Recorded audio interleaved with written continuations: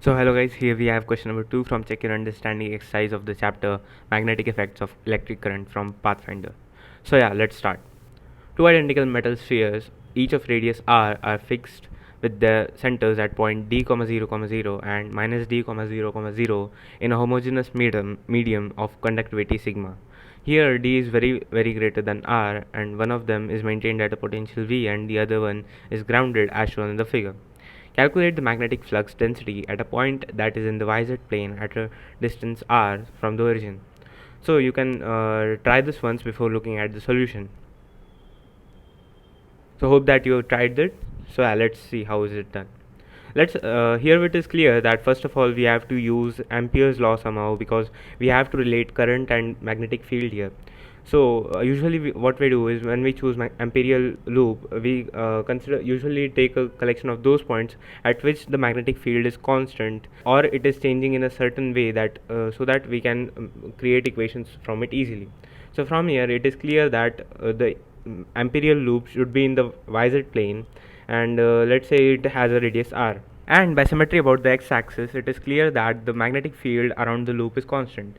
So from here, what we get from Ampere's law is that B times 2 pi r equals to mu naught times I enclosed. So from here, now we need to find the I enclosed around through this loop.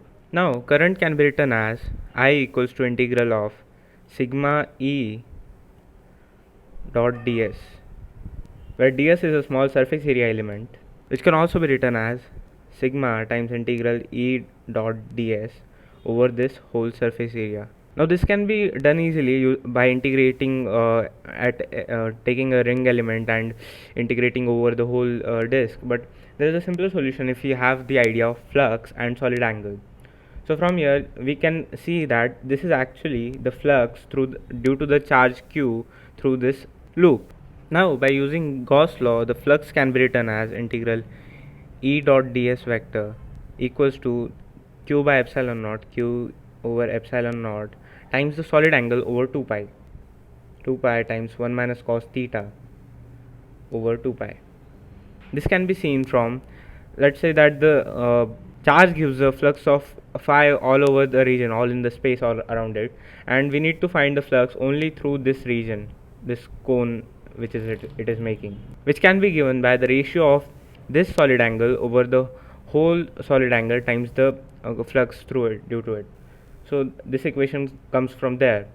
So from here what we get is 2 pi br equals to mu naught sigma q over epsilon naught times, now here cos theta can be written as d over root of d square plus r square 1 minus d over root of r square plus d square.